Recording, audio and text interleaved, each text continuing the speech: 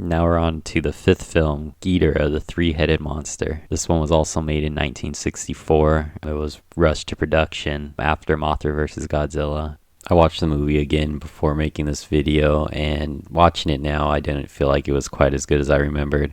I remember seeing this one as a kid and thinking it was the most awesome thing I've ever seen. I thought Ghidorah was the coolest design, like the coolest monster I've ever seen, and I just thought this movie was awesome. Now I don't like it quite as much. I think it's still pretty good. Still got the classic Godzilla charm that all those films had. Still got the classic, lineup Ishiro Honda, Akira Ifukube, and Eiji Tsuburaya. I think where this film kind of lacks is in the plot and the human characters. I don't think they're quite as good as in some of the other films, such as Mothra vs. Godzilla, or definitely the original. They aren't terrible, but they're a little bit forgettable. Looking back on the plot of the film before rewatching it for this video, I had a little bit of trouble remembering what happened. Most of the films, the plot stuck in my mind pretty well, but not too much for this one. This one I kind of forgot most of the details until I rewatched it. The plot in this one centers around a detective and his sister, who's a reporter, who become involved with a princess from another planet who warns and predicts that King Ghidorah is going to come to Earth and destroy Earth like he destroyed civilization on her planet, and that Godzilla, Mothra, and Rodan are the only hope to stop King Ghidorah and save Earth. Most of the plot centers around the princess trying to convince people of the incoming danger and them trying to prepare for King Ghidorah's attack and trying to protect the princess from an assassination plot against her. So the human characters really didn't make too much of an impression on me, despite this being probably one of the Godzilla films I watched the most as a kid. This would be the first film where Godzilla doesn't really seem to present any real threat to humanity and actually defends humanity against a monster from space. This trend would basically just proliferate through most of the upcoming films for quite a while from here going forward, of having Godzilla basically defend humanity from some invading monster.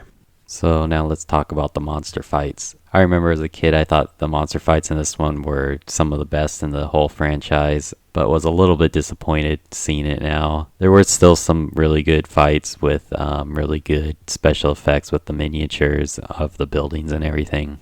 In a lot of these films, when Rodan would show up in fights, there would be like this effect they use of the wind from his wings that would destroy buildings and stuff, and I always think that always looks pretty cool. The scenes with the effects where King Ghidorah destroys buildings using his beams also look pretty cool. The movie ends up coming down to a big final fight between King Ghidorah and Godzilla, the Mothra larva, and Rodan. Apparently one of the Mothra larvas from the last film died before the start of this one, but they don't really explain what happened to it or anything.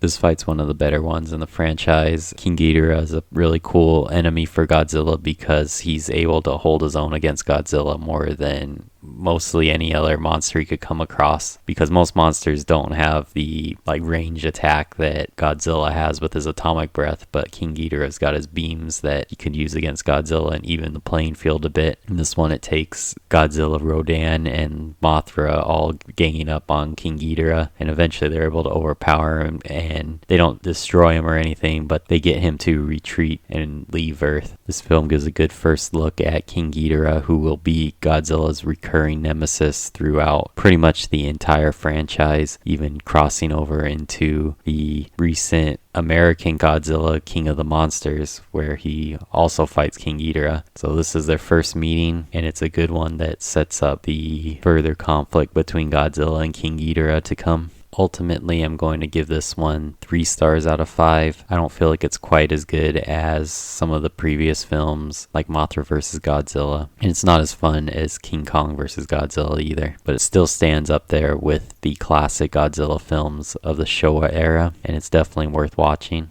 It just has a few things that hold it back, such as a somewhat weak plot and some questionable decisions that they make that show the franchise taking a little bit of a cheesy turn that it will kind of continue on for some of the next films that will be coming up in the next few years. If you watched the video to this point, thanks for watching. Please like the video and subscribe to my channel for more videos like this. And next time we will see King Ghidorah return in the invasion of Astro Monster.